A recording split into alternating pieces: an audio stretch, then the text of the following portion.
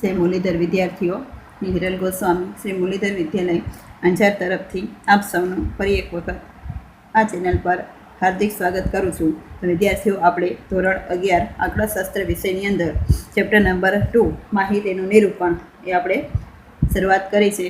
અને એમાં આપણે અત્યાર સુધી જે સંખ્યાત્મક માહિતી છે તેને આપણે કઈ રીતે દર્શાવી શકીએ એ આપણે સમજ્યું છે, એટલે કે એના પણ આપણે ઉદાહરણો કર્યા છે. અને હવે આપણે આગળ જોવાનું છે કે જે ગુણાત્મક માહિતી છે, તો ગુણાત્મક માહિતીને આપણે કયા સ્વરૂપે રજૂ કરી શકીએ. તો એમાં આપણે બે પ્રકાર જોયા છે કે સાદું વર્ગીકરણ અને બહુધા વર્ગીકરણ.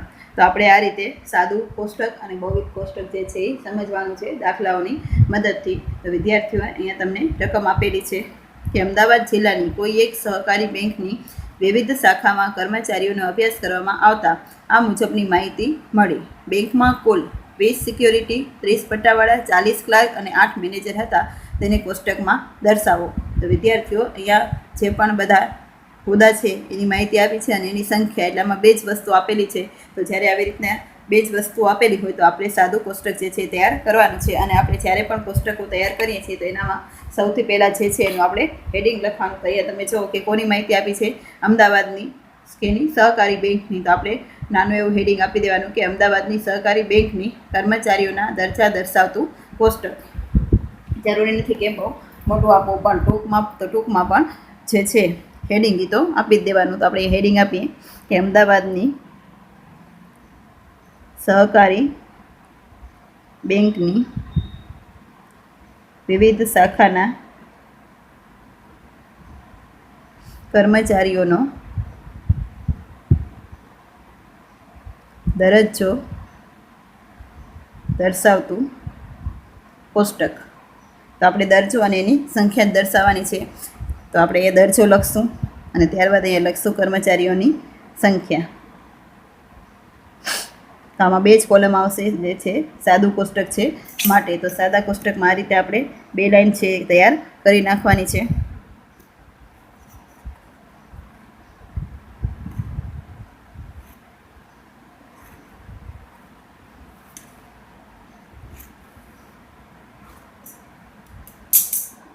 તો દરજ્જો છે, આપણે દરજ્જો જોતા જઈએ કે કયો કયો દરજ્જો આપ્યો છે. સૌથી પહેલાં જે દરજ્જો આપ્યો છે એ છે સિક્યોરિટી,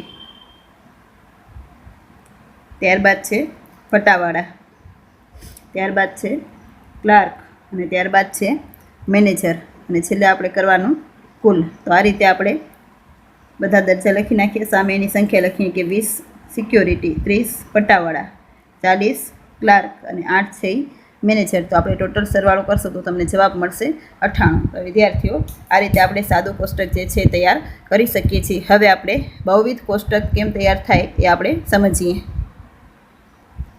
તો વિદ્યાર્થીઓ, હવે આપણે બહુવિધ કોષ્ટક સમજીએ એના માટે આપણે ઉદાહરણ નંબર 19 જોઈએ. તો ઉદાહરણ નંબર 19ની અંદર તમને માહિતી આપી છે કે અમદાવાદની સહકારી બેંકની વિવિધ શાખાઓના કર્મચારીઓમાં 20 સિક્યોરિટીમાંથી 7 પુરુષો પરિણીત હતા.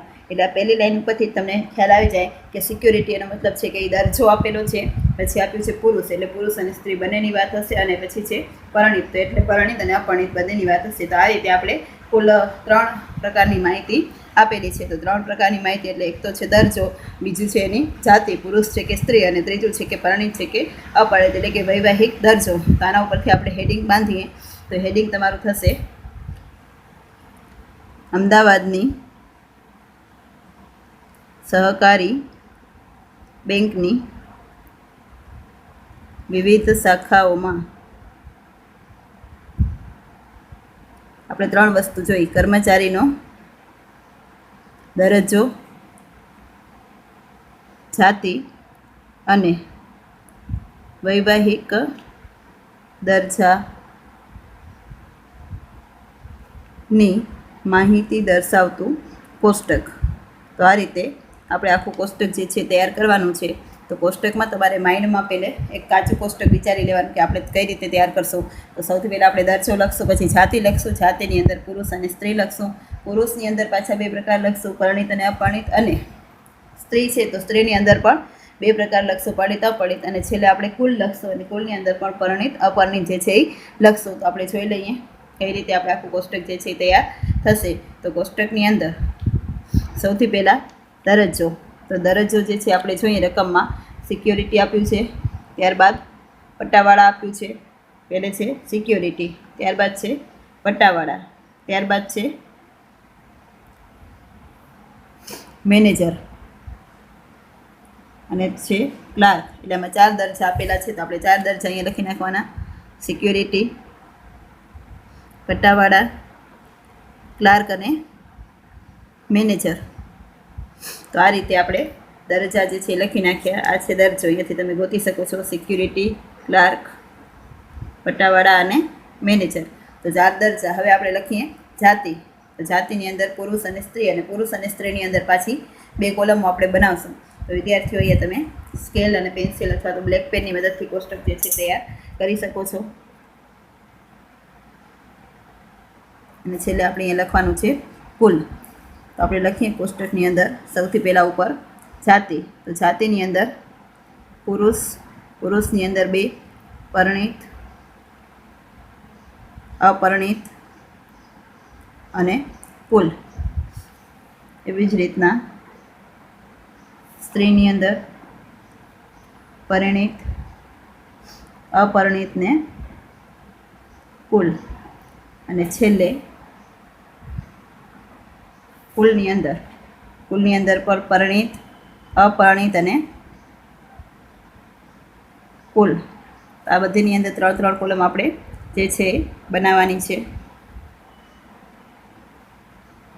વિદ્યાર્થીઓ પહેલે નક્કી કરી લેવાનું કે કેટલી કોલમો આપણે જોઈએ છે. આપણું બધું મનમાં જે છે પહેલે વિચારી લેવાનું, અને જો મનમાં વિચારવાનું ન લાગે તો આપણે રફમાં એક કાચું કોષ્ટક જે છે એ તૈયાર કરી નાખવાનું. એટલે જે છે કોલમ છે એની અંદર ભૂલ ના આવે.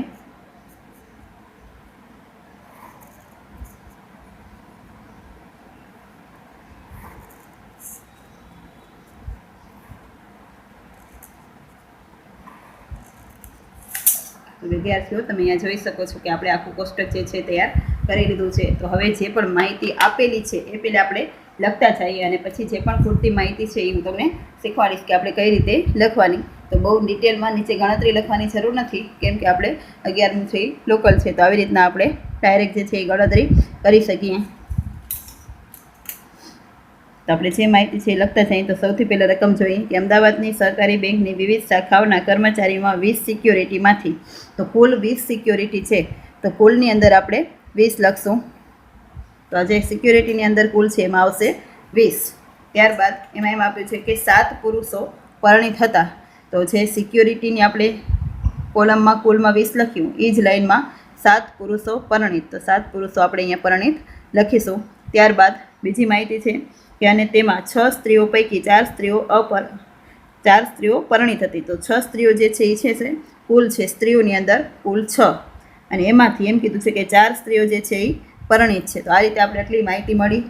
એના પછી આપ્યું છે કે પટ્ટાવાળા કુલ 20 પુરુષોમાંથી, તો પટ્ટાવાળા જે છે એ કુલ 20 પુરુષો છે. તો પુરુષોના અંદર કુલમાં લખવાનું, એમાં 12 પરણેલા, તો 12 આપણે એમાં પરણેલામાં લખીએ.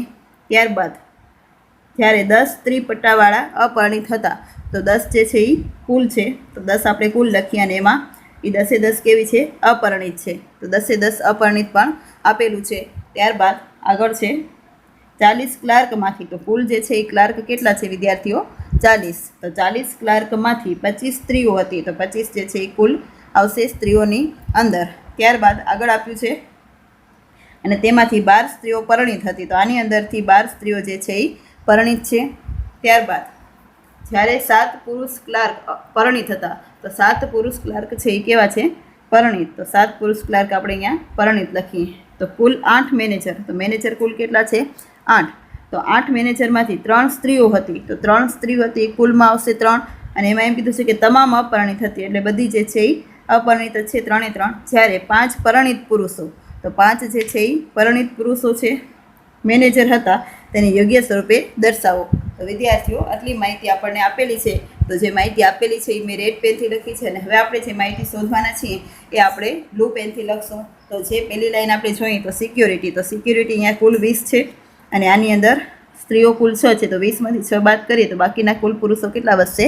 14. તો 14માંથી આપણે 7 બાદ કરશું તો અહીંયા વધશે 7, અને 6માંથી 4 બાદ કરશું તો આવશે 2. તો આવી રીતના વિદ્યાર્થીઓ આપણે ખૂટતી માહિતી મળી શકે. હવે આ પરિણીતના કુલમાં તો આ 7 અને 4, તો 7 ને 4 11 જે છે એ પરિણિત છે, અને 20માંથી 11 બાદ કરીએ તો આવશે 9. તો આ રીતે ખૂટતી માહિતીઓ શોધતા જવાનું.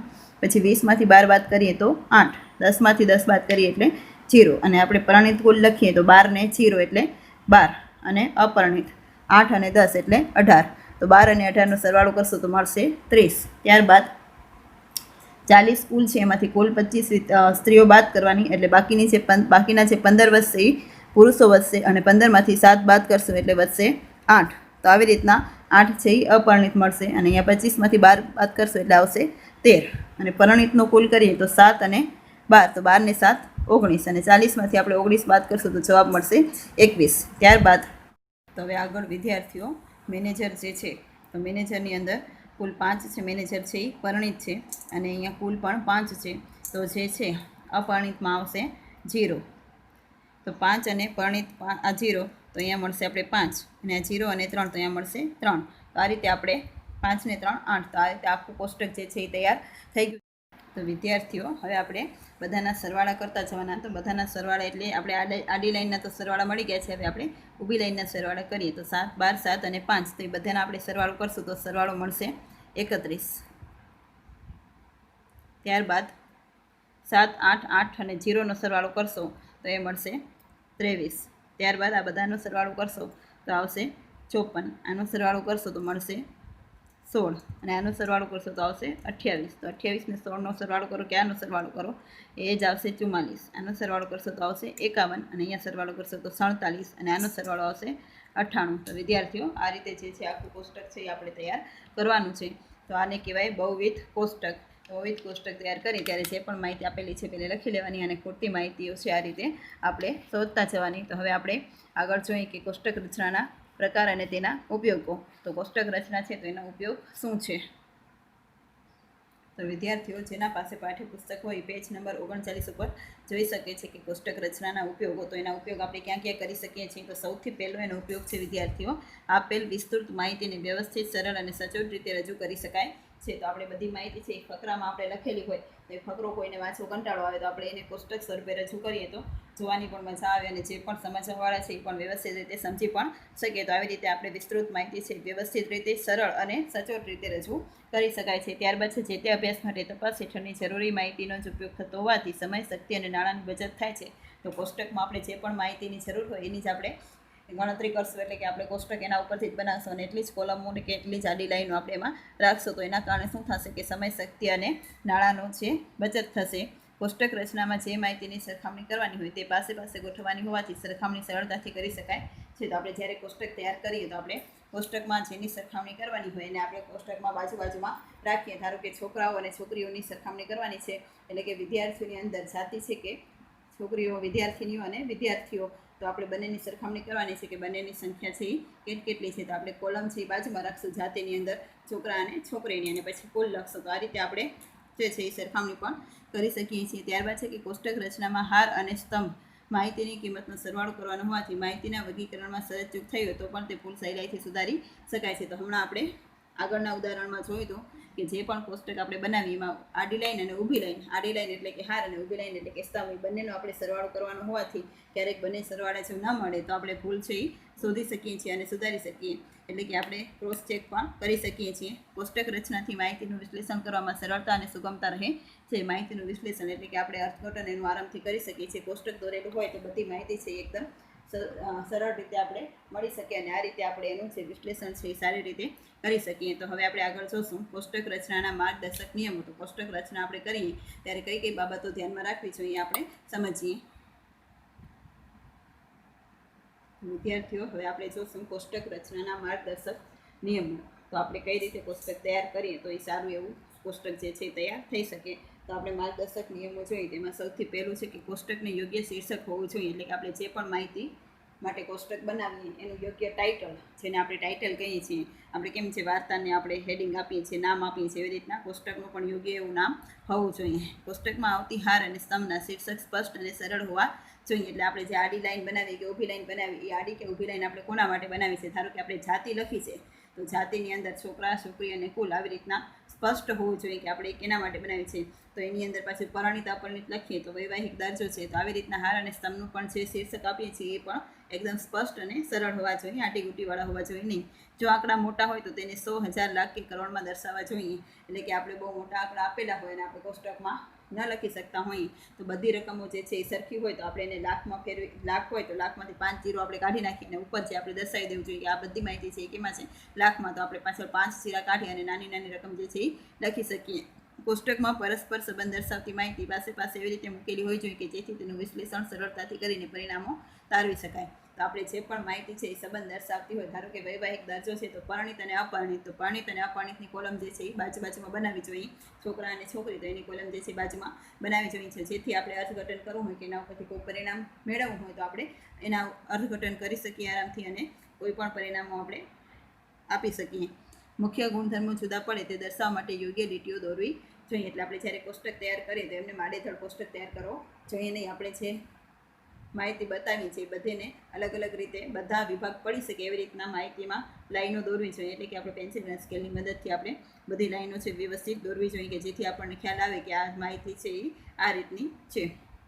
મુખ્ય અને ગૌણ ગુણધર્મો દર્શાવતા ખાનાઓના સરવાળાના ખાના હોવા જોઈએ. એટલે કે મેઇન ગુણધર્મ છે તો એ મેઇન ગુણધર્મના જે પણ ખાના છે તૈયાર કરવા જોઈએ. ધારો કે આપણે પુરુષ અને સ્ત્રી છે તો પુરુષ અને સ્ત્રીની અંદર જે વૈવાહિક દરજ્જો છે પરિણીત અને અપરિણીત, તો પરિણીત અને અપરિણીતનું આપણે પાછું કુલનું ખાનું પણ હોવું જોઈએ. કોષ્ટકના અંતે માહિતીનો સ્ત્રોતનો ઉલ્લેખ કરવો જોઈએ. એટલે આપણે કોષ્ટકની અંતે આપણે પાઠ્યપુસ્તકમાં તો માહિતી બધી આપણે પાઠ્યપુસ્તકની અંદરથી જ રકમ મળે છે, પણ જ્યારે વ્યવહારમાં આપણે જ્યારે દાખલાઓ કરીએ અથવા તો કોઈ પણ માહિતી મળી હોય તો એ માહિતી છે આપણે ક્યાંથી ભેગી કરી એનો પણ આપણે ઉલ્લેખ કરવો જોઈએ. ધારો કે સરકારની વસ્તી ગણતરીની માહિતી છે તો એ આપણે સરકાર પાસેથી લીધી હોય તો નીચે આપણે એ દર્શાવવું જોઈએ કે આપણે એ માહિતી છે ત્યાંથી મળી છે. કોષ્ટકના અંતે માહિતીના સ્ત્રોતનો ઉલ્લેખ. ત્યારબાદ છે પાકું કોષ્ટક બનાવતા પહેલાં કાચું કોષ્ટક બનાવવું જોઈએ. તો વિદ્યાર્થીઓ આપણે જેમ કીધું કે મનમાં બધી માહિતી પહેલાં વિચારી લેવાની કે કેટલી કોલમો બનાવવાની છે અને કઈ રીતે બનાવવાની છે. તો એવી રીતના આપણે જો મનમાં ન વિચારી શકીએ તો આપણે કાચું કોષ્ટક રફમાં પણ તૈયાર કરી શકીએ અને ત્યારબાદ એના ઉપરથી આપણે પાકું કોષ્ટક બનાવવું જોઈએ. સામાન્ય રીતે જેટલી માહિતી એકસાથે દર્શાવી તેટલી સરખામણી, ગણતરી અને વિશ્લેષણ સરળ બને, પરંતુ વધુ પડતી માહિતી એકસાથે દર્શાવવાને બદલે જુદા જુદા કોષ્ટકો દ્વારા દર્શાવવી જોઈએ. એટલે કે બહુ વધારે માહિતી હોય તો આપણે એક જ કોષ્ટકમાં દર્શાવીએ તો ગૂંચવાડો ઊભો થાય. એટલા માટે 2 કે 3 માહિતીને આપણે એકસાથે દર્શાવી શકીએ, પણ બહુ જ વધારે એના પેટા પ્રકાર હોય તો આપણે અલગ અલગ કોષ્ટક દ્વારા એ માહિતીને રજૂઆત કરવી જોઈએ. તો આ રીતે આપણે માર્ગદર્શક નિયમોનો ઉપયોગ કરી અને સારામાં સારું કોષ્ટક જે છે એ બનાવી શકીએ છીએ. તો વિદ્યાર્થીઓ આપણે માહિતીને કઈ રીતે દર્શાવી, એટલે કે સંખ્યાત્મક માહિતી અને ગુણાત્મક માહિતીને કઈ રીતે દર્શાવી આપણે સમજ્યું. પછી આપણે બીજો પ્રકાર છે કે આકૃતિઓ. તો આકૃતિઓ છે એ કઈ રીતે દર્શાવી એ આપણે બધું ડિટેલમાં હવે દાખલા ઉપરથી સમજશું, પણ એના પહેલાં આકૃતિઓનું મહત્ત્વ શું છે, તેની મર્યાદાઓ શું છે આપણે સમજીએ. તો સૌથી પહેલાં આપણે જોશું એનું મહત્ત્વ. તો આકૃતિઓનું મહત્ત્વ. આકૃતિનું મહત્ત્વ તેના નીચે જણાવેલ ઉપયોગોથી સ્પષ્ટ થાય છે. તો સૌથી પહેલું છે કે આકૃતિ દ્વારા રજૂ કરેલી માહિતી આકર્ષક અને સંક્ષિપ્તમાં હોય છે. એટલે આકૃતિ છે એ કેવી છે, આકર્ષક. એટલે કે આપણે પણ ચિત્ર જોવાનું મન થાય. ચિત્રમાં કોઈ પણ માહિતી હોય તો આપણે એમ થાય કે આ શેનું ચિત્ર છે, આપણે જોઈએ છીએ અને જે ચિત્ર છે એ આપણે ટૂંકમાં ઘણું બધું કહી જતું હોય છે. તો જે અભણ લોકો છે એને પણ આ ચિત્ર છે એ કામ આવી શકે. માહિતીની લાક્ષણિકતાઓ લાંબા સમય સુધી યાદ રહે છે. તો આપણે ચિત્રમાં જે પણ માહિતી છે એ આપણે લાંબા સમય સુધી યાદ રહે છે. ચિત્ર છે એ બધાને ગમતું હોય એટલે લાંબા સમય સુધી આરામથી યાદ રહી જાય. 2 કે વધુ સમૂહોની માહિતીના પ્રમાણમાં આકૃતિઓ દોરવામાં આવે તો તે આકૃતિઓ પરથી સરળતાથી તુલનાત્મક અભ્યાસ થઈ શકે છે. એટલે કે 2 કે વધારે કંપનીઓ હોય એનો આપણે નફો દર્શાવી અને એની સરખામણી કરવી હોય તો આકૃતિની મદદથી છે સહેલાઈથી થઈ શકે. માહિતીને દર્શનીય આકૃતિથી રજૂ કરી હોય તેના અભ્યાસમાં સમયની બચત થાય છે. દર્શનીય એટલે કે દેખાય તેવી આકૃતિઓ આપણે દોરી હોય મોટી તો આપણે સમય જે છે એની પણ બચત થાય, એનામાં અભ્યાસ આપણે ઓછો કરવો પડે. આકૃતિઓ દ્વારા માહિતી દર્શાવવાથી અભણ, ઓછું ભણેલ વ્યક્તિઓ તેમજ બાળકો પણ માહિતીનો સાચો અર્થ સરળતાથી સમજી શકે છે. તો અમુક આકૃતિઓ કે એવી હોય કે જેના કારણે જે ભણેલા નથી અથવા તો ઓછું ભણેલા છે અથવા તો નાના બાળકો છે એ પણ આકૃતિઓ દ્વારા જે આકૃતિ શું કહેવા માંગે છે એનો સાચો અર્થ છે એ સમજી શકે. આપણે ધારો કે વૃક્ષો વાવો એમ કેવું હોય તો આપણે વૃક્ષનું ચિત્ર એમાં લખીએ, વૃક્ષો વાવો અને વરસાદ લાવો, તો એવું આપણે ચિત્ર જે છે એ દોરીએ તો એ ચિત્ર ઉપરથી જે અભણ લોકો છે એ સમજી શકે. આપણે બેટી બચાવોનું ચિત્ર દોરીએ તો એના ઉપરથી ખ્યાલ આવી શકે કે આ બેટી બચાવવાનું કહેવા માંગે છે. તો આવી રીતના આપણે ચિત્ર દ્વારા જે છે એ સરળતાથી અભણ વ્યક્તિઓ, નાના બાળકો અને બધા છે એ આરામથી સમજી શકે છે. વેપાર વાણિજ્યના ક્ષેત્રમાં આકૃતિના ઉપયોગથી અસરકારક જાહેરાતો બનાવી શકાય છે. એટલે આપણે કોઈ પણ જાહેરાત કરવી હોય તો આપણે એનું ચિત્ર દોરી અને સારી એવી જાહેરાત છે એ કરી શકીએ છીએ. સામાજિક સુધારા માટે આકૃતિઓની મદદથી મહત્વની બાબતો સરળતાથી સ્પષ્ટ કરી શકાય છે. તો હમણાં જ મેં ઉદાહરણ આપ્યું કે બેટી બચાવો કે વૃક્ષ વાવો અને તો આવી બધી જે પણ સ્વચ્છતા માટે. તો આ બધા જે છે એ સામાજિક સુધારાઓ છે. તો એના માટે આપણે વિવિધ ચિત્રો છે એ આપણે જાહેર રસ્તા ઉપર કે લગાવી અને આપણે લોકોને માર્ગદર્શન આપી શકીએ કે સમાજમાં સુધારાઓ આ રીતે કરી શકાય. આકૃતિઓને ભાષાનું બંધન ન હોવાથી જુદી જુદી ભાષાની વ્યક્તિઓ પણ આકૃતિ પરથી સ્પષ્ટ થતું એક સરખું તારણ મેળવી શકે છે. એટલે આકૃતિઓમાં કોઈ ભાષાનો ઉપયોગ કરવાનો હોતો નથી, ખાલી ચિત્ર જ જોવાનું હોય. એટલે ઇંગ્લિશ ભાષા બોલતા લોકો હોય, હિન્દી ભાષા બોલતા લોકો હોય કે ગુજરાતી ભાષા બોલતા લોકો હોય, એ બધે જે પણ અર્થઘટન કરશે એક સરખું જ કરશે કે જેનો અર્થ જે થતો હશે એ જ થશે. એમાં કોઈ પણ એનું અર્થઘટન છે એ ખોટું થવાની બીક રહેશે નહીં. ત્યારબાદ છે કે મર્યાદાઓ. આકૃતિ દોરામાં ચોકસાઈ ન રાખવામાં આવે તો તે ગેરમાર્ગે દોરે છે. એટલે આકૃતિમાં આપણે નાની એવી ભૂલ કરી નાખીએ કે એકનું બીજું ચિત્ર દોરી નાખીએ, એટલે કે આકાર છે એ થોડોક પણ બદલાઈ જાય તો એનું અર્થઘટન છે એ સાચું થશે નહીં અને લોકોને ગેરમાર્ગે દોરશે. દ્રષ્ટિભ્રમને કારણે આકૃતિઓ લોકમાનસને મૂંઝવી નાખે છે. તો અમુક વાર દ્રષ્ટિભ્રમ એવી આકૃતિઓ આપણે દોરી હોય કે જેના કારણે ભ્રમ પેદા થતો હોય તો એ આપણે લોકમાનસને એટલે લોકોના મનને ક્યારેક મૂંઝવણમાં પણ મૂકી શકીએ. આકૃતિ દ્વારા માહિતીને દર્શાવવામાં આવે છે ત્યારે તેમાં માહિતીની ચોકસાઈ ઓછી હોય છે. તો જ્યારે આપણે આકૃતિઓ દોરતા હોય તો જે ચિત્રકાર હોય કે પેઇન્ટર હોય એના પાસે આપણે આકૃતિઓ દોરાવી જોઈએ. પણ આપણે જાતે આકૃતિ દોરીએ તો આપણે એક્સપર્ટ ન પણ હોય તો જે માહિતીની ચોકસાઈ છે એ પણ ઓછી રહે અને ઘણી વખત આપણે આકૃતિનો આકાર બદલાઈ જાય તો એનું અર્થઘટન પણ ઓછું થઈ શકે. તો આ રીતના આ 3 છે એની મર્યાદાઓ છે. તો હવે આપણે આગળ આકૃતિના પ્રકારો જોયા હતા. એની અંદર આપણે આકૃતિના પ્રકારો છે એક માપી આકૃતિ, દ્વિમાપી આકૃતિ અને ચિત્રાકૃતિ. તો એક માપી આકૃતિની અંદર આપણે પાછા એના પેટા પ્રકારો પણ જોયેલા છે. હજી એક વખત જોઈ લઈએ. સ્તંભાકૃતિ, પાસેના સ્તંભ દર્શાવતી સ્તંભાકૃતિ, સાદી વિભાજિત સ્તંભાકૃતિ અને ટકાવારી વિભાજિત સ્તંભાકૃતિ. તો આ 4 પ્રકાર છે એના આપણે દાખલા છે આપણે ગણશું કે કઈ રીતે આ બધા જે છે એ આકાર બનશે. એટલે કે સ્તંભાકૃતિ હોય તો આપણે કયા પ્રકારની આકૃતિ દોરવાની, પાસેની કઈ રીતની, સાદી વિભાજિત કઈ રીતે અને ટકાવારી વિભાજિત કઈ રીતના. તો આ રીતે એક માપી આકૃતિ સમજીશું, ત્યારબાદ દ્વિમાપી આકૃતિ સમજીશું અને પછી ચિત્રાકૃતિ સમજીશું. તો આ રીતે આપણે આકૃતિનો આખો ટોપિક છે એ હવે આગળ ભણીશું. ત્યાં સુધી જય મુરલીધર વિદ્યાર્થીઓ. આવતા વિડીયોમાં આપણે એ બધા જે છે એ દાખલાઓ જોઈશું કે કઈ રીતના બધી આકૃતિઓ ઉપરથી આપણે દાખલાઓ કરી શકીએ છીએ. વિદ્યાર્થીઓ, આપણે આકૃતિના 3 પ્રકારો જોયા હતા. એક માપી આકૃતિ, દ્વિમાપી આકૃતિ અને ચિત્રાકૃતિ. તો હવે આપણે એમાં ડિટેલમાં અભ્યાસ કરીએ. એક માપી આકૃતિની અંદર આપણે એના પેટા પ્રકારો જોયા છે. એની અંદર સૌથી પહેલો એનો પેટા પ્રકાર છે સ્તંભાકૃતિ. તો સ્તંભાકૃતિ આપણે કોને કહીશું અથવા તો સ્તંભાકૃતિ છે કેવી રીતે દોરવામાં આવે છે એ આપણે આજે સમજીશું. તો સ્તંભાકૃતિ આપેલી માહિતીના એક જ ગુણ લક્ષણને ધ્યાનમાં રાખીને રચવામાં આવે છે. એટલે કોઈ એક જ ગુણ આપેલો હોય તો એને ધ્યાનમાં રાખી અને આપણે જો સ્તંભાકૃતિ દોરીએ, વિવિધ સ્થળો, વસ્તુઓ કે સમયની માહિતી રજૂ કરવા માટે સ્તંભાકૃતિ દોરવામાં આવે છે. એટલે ડાયરેક્ટ સ્થળોની માહિતી, એટલે સ્થળ એટલે કે એક વસ્તુ થઈ ગઈ, અમુક વસ્તુ આપેલી હોય કે અમુક સમય આપ્યો હોય તો એ સમયની માહિતી આપણે રજૂ કરવા માટે જેનો ઉપયોગ કરીએ છીએ એને સ્તંભાકૃતિ કહેવાશે. આ માટે એક શખ્સ પર સમાન અંતરે સ્થળ, વસ્તુ કે સમય દર્શાવવામાં આવે છે. એટલે કે જે પ્રમાણે રકમમાં માહિતી આપેલી હોય, સ્થળ આપ્યા હોય તો સ્થળ, વસ્તુ આપી હોય તો વસ્તુ અને સમય આપ્યા હોય તો સમયને આપણે એક શખ્સ ઉપર દર્શાવવાનું છે. અને વાયએક્સ પર આપેલ સ્થળ, વસ્તુ કે સમયની માહિતીના જથ્થા કે માપને લઈ પ્રમાણસર ઊંચાઈ અને એક સરખી પહોળાઈવાળા સ્તંભ દોરવામાં આવે તો તે આકૃતિને સ્તંભાકૃતિ કહે છે. તો એ સ્થળની જે પણ માહિતી સંખ્યામાં આપેલી હોય એને આપણે વાયમાં લઈ અને પછી એક જે પણ કિંમત છે એના પ્રમાણે એક સરખા બધા સ્તંભ દોરવામાં આવે તો એને સ્તંભાકૃતિ કહેવાય. સ્તંભાકૃતિમાં દોરેલા સ્તંભોના તાર્કિક ક્રમ જણાવવા જોઈએ. એટલે કે જો વર્ષમાં માહિતી આપેલી હોય તો વર્ષને આપણે ચડતા ક્રમમાં ગોઠવીને માહિતી દોરવી જોઈએ. જ્યારે કોઈ સ્થળ કે વસ્તુના સંદર્ભમાં માહિતી આપેલી હોય તો તે માહિતીને ચડતા કે ઉતરતા ક્રમમાં ગોઠવવી જોઈએ કે જેથી તેમનો તુલનાત્મક અભ્યાસ સરળતાથી થઈ શકે. અને કોઈ પણ માહિતી છે એને કાં તો ચડતા ક્રમમાં ગોઠવવી જોઈએ અને કાં તો ઉતરતા ક્રમમાં ગોઠવવી જોઈએ. અને જો વર્ષ છે તો વર્ષ છે એ બધાય લાઇનસર આપેલા હશે તો એમાં આપણે ગોઠવવાની જરૂર નથી. પરંતુ જે પણ માહિતી છે બીજી તો એ માહિતી છે સ્થળની હોય તો આપણે એને ગોઠવવી જોઈએ. સમય છે તો સમય છે, વર્ષ છે એટલે આપણે એને ગોઠવી ન શકીએ કેમ કે વર્ષ છે એ આડાવડા થઈ જાય. તો આ રીતે જ્યારે સમય આધારિત માહિતી આપેલી હોય ત્યારે તે માહિતીને સમય અનુસાર સ્તંભાકૃતિમાં દર્શાવવામાં આવે છે. એટલે સમય છે ત્યારે આપણે જે રકમ છે એને આપણે ચડતા ક્રમમાં ન ગોઠવી શકીએ. બાકીની બધી રકમોને આપણે ચડતા કે ઉતરતા ક્રમમાં ગોઠવી અને ત્યારબાદ સ્તંભ દોરીએ તો આપણે તુલના કરવામાં જે છે એ સરળતા રહે છે. તો આપણે જોઈએ કે સ્તંભ આકૃતિ કઈ રીતે દોરાશે. એના માટે આપણે ઉદાહરણ 23ની રકમ જોશું. વિદ્યાર્થીઓ, અહીં આપણે ઉદાહરણ 23ની રકમ આપેલી છે. તે રકમમાં છે કે કોઈ એક વર્ષમાં શહેરની કોલેજમાં અભ્યાસ કરતા વિદ્યાર્થીઓની વિદ્યા શાખાવાર સંખ્યા નીચે પ્રમાણે હતી, તો તેને યોગ્ય આકૃતિ વડે દર્શાવો. તો વિદ્યા શાખા આપી છે અને વિદ્યાર્થીઓની સંખ્યા.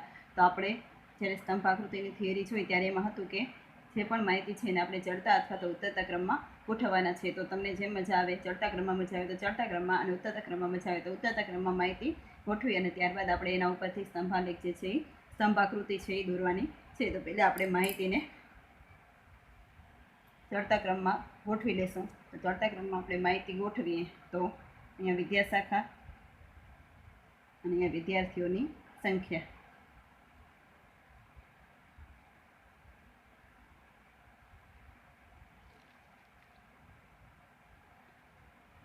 તો સૌથી પહેલાં ચડતા ક્રમમાં ગોઠવીએ તો આવશે તબીબી. તબીબી છે 200. ત્યારબાદ કાયદાશાસ્ત્ર. તો કાયદાશાસ્ત્રમાં આવશે 300. ત્યારબાદ આવશે ઇજનેરી. તો ઇજનેરી અંદર આવશે 400. એના પછી આવશે વિજ્ઞાન. તો વિજ્ઞાનની અંદર 500. અને વિજ્ઞાન. તો વિજ્ઞાનની અંદર આવશે 900. અને વાણિજ્ય. તો વાણિજ્યની અંદર આવશે 1300. વિદ્યાર્થીઓ આ રીતે આપણે રકમને જે છે ચડતા અથવા તો ઉતરતા ક્રમમાં ગોઠવી અને ત્યારબાદ એના ઉપરથી સ્તંભ દોરવાના છે. તો વિદ્યા શાખા જે છે એ બધી આપણે x અક્ષ ઉપર લેશું અને આ જે બધી રકમ છે એમાં સૌથી મોટી છે 1300. તો આપણે 100નું ગેપ લઈ અને y અક્ષ ઉપર લેશું અને ત્યારબાદ એના ઉપરથી સ્તંભ આપણે દોરી નાખશું. તો અહીંયા આપણે પ્રમાણ માપ લખીએ. પ્રમાણ માપની અંદર x અક્ષની અંદર આપણે લેશું વિદ્યા શાખા અને y અક્ષની અંદર 1 સેમી બરાબર 100 વિદ્યાર્થીઓ. હવે આપણે સ્તંભ આકૃતિ જે છે એ દોરીએ.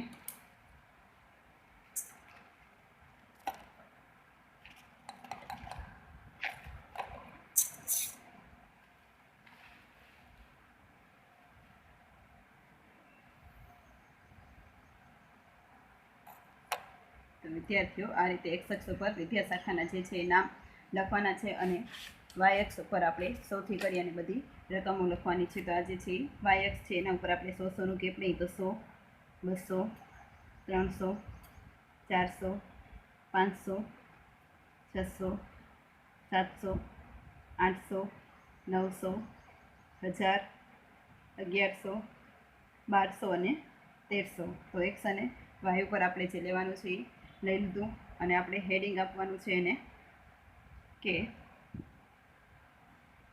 શહેરની કોલેજમાં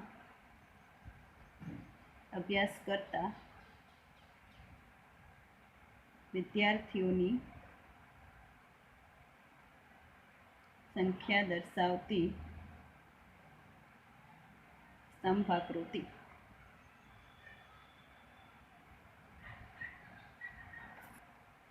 તો આપણે તબીબીમાં 200 આપેલા છે, તો 200 છે એનો આપણે આલેખ દોરવાનો. તો 200 છે અહીંયા સુધી આવશે. તો આ આપણે સ્તંભ આવી રીતના દોરવાનો છે. તો આપણે 200નો સ્તંભ દોર્યો અને અહીંયા તમે તબીબી કે 200 લખવું હોય તો 200 લખી શકો છો. ત્યારબાદ કાયદાની અંદર છે 300. તો 300ની અંદર આપણે આમ સ્તંભ દોરવાનો છે 300. ત્યારબાદ છે ઇજનેરી. તો ઇજનેરીની અંદર 400 આપ્યું છે. વિદ્યાર્થીઓ રકમની અંદર જોતા જાજો.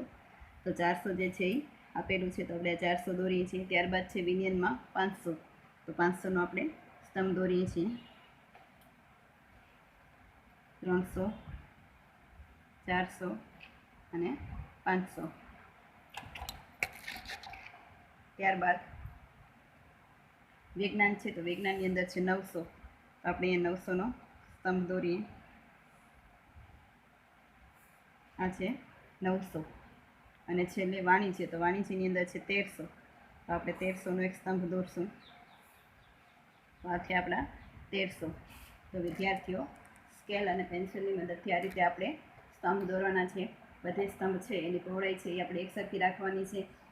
તો આ રીતે સ્તંભાકૃતિ આપણે જોઈ. તો હવે જ્યારે વર્ષ આપેલા હોય, આ માહિતી જે હતી એને આપણે ચડતા ક્રમમાં ગોઠવી હતી, પણ હવે જ્યારે વર્ષ આપેલા હોય તો વર્ષની જે માહિતી છે એને એમને રાખવાની છે, એને ચડતા ક્રમમાં ગોઠવવાની નથી. તો આપણે જોઈએ ઉદાહરણ નંબર 24. તો વિદ્યાર્થીઓ ઉદાહરણ 24ની રકમ આપણે જોઈએ. કોઈ એક કારખાનામાં 5 વર્ષ દરમિયાન થયેલ ઉત્પાદન નીચે મુજબ છે તો તેની યોગ્ય આકૃતિમાં રજૂ કરો. તો તમને આપેલું નહીં હોય કે સ્તંભ આકૃતિમાં દોરો, પણ માહિતી ઉપરથી તમને ખ્યાલ આવવો જોઈએ કે આનામાંથી આપણે કઈ આકૃતિ દોરાશે. તો વર્ષ અને ઉત્પાદન છે તો વર્ષ જે આપેલા છે એ ક્રમમાં ગોઠવેલા જ આપેલા છે 2011, 2012, 2013, 2014, 2015. અને આ જે માહિતી છે એ બધી જેમ આપી છે એમ જ આપણે રાખવી પડશે. એને આપણે ઉતરતા કે ચડતા ક્રમમાં ગોઠવી નહીં શકીએ, કેમ કે અહીંયા સમય આપેલો છે. તો જ્યારે સમય આપેલો હોય ત્યારે ડાયરેક્ટ આપણે સ્તંભાકૃતિ દોરવાની. તો સૌથી મોટી રકમ એની અંદર છે 160. તો આપણે 20-20નો ગેપ વાય ઉપર લેવાનો, અને આ જે વર્ષ છે આપણે x અક્ષ ઉપર લેવાના. તો આપણે આલેખ દોરીએ તો આલેખ પહેલાં આપણે એનું હેડિંગ આપી દઈએ સ્તંભાકૃતિનું. તો જે માહિતી છે કારખાનાની, તો અહીંયા લખવાનું કે કારખાનાના 5 વર્ષનું ઉત્પાદન દર્શાવતી સ્તંભ આકૃતિ. આપણે પ્રમાણ માપ લખીએ. પ્રમાણ માપમાં x અક્ષ ઉપર આપણે લેવાના છે વર્ષ, અને y અક્ષ ઉપર આપણે 1 સેમી બરાબર 20 ઉત્પાદન, અને જે છે એ લાખ રૂપિયામાં છે એટલે આપણે અહીંયા 20 લાખ રૂપિયા લખી શકીએ કૌંસમાં. તો આ રીતે આપણે પ્રમાણ માપ બતાવી દેવાના છે, અને હેડિંગ જે છે એ આપી દેવાનું છે. અને ત્યારબાદ આપણે આલેખ દોરીએ તો આપણે આડી ધરી અને ઊભી ધરી દોરશું, x અક્ષ અને y અક્ષ.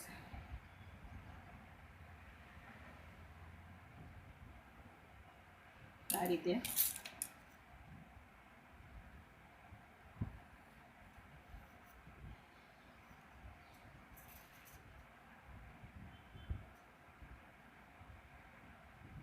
x અક્ષ અને અહીંયા દોરશું આપણે y અક્ષ.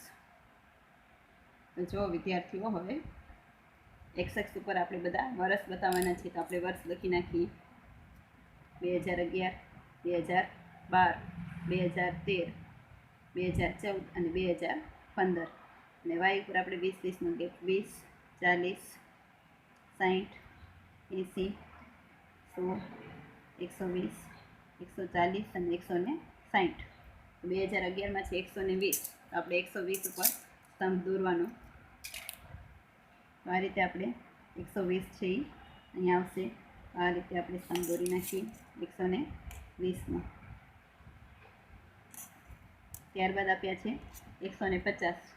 તો 150નો આપણે સ્તંભ દોરીએ તો 140 અને 160ની વચ્ચે આપણે દોરશું આ 150. તો 150નો આપણે સ્તંભ દોર્યો. ત્યારબાદ છે 2013ની અંદર 130, 120 અને 140ની વચ્ચે આપણે દોરશું. આ છે 130નો સ્તંભ છે. ત્યારબાદ આપેલું છે 140. તો 140નો આપણે સ્તંભ દોરીએ આ 140. ત્યારબાદ છે 160. તો આપણે 160નો સ્તંભ દોરશું. આ છે 160. તો વિદ્યાર્થીઓ, આ રીતે જે પણ માહિતી આપેલી હોય એના માટે આપણે સ્તંભ છે એ દોરી નાખવાના છે. અને અંદર તમને કોઈ પણ સજાવટ કરવી હોય તો તમે કરી શકો. ધારો કે આમ તમને ક્રોસમાં લીટા કરવા છે તો એ તમે કરી શકો. તમને કોઈ પણ ડિઝાઇન બનાવવી હોય, જો તમારી પાસે ટાઈમ હોય તો તમે ડિઝાઇન જે છે એ બનાવી શકો છો. અને ન બનાવીએ તો પણ ચાલે. વિદ્યાર્થીઓ, આ રીતે આપણે સ્તંભ આકૃતિ સમજી. હવે ત્યારબાદ આપણે સમજીશું પાસે પાસેની સ્તંભ આકૃતિ.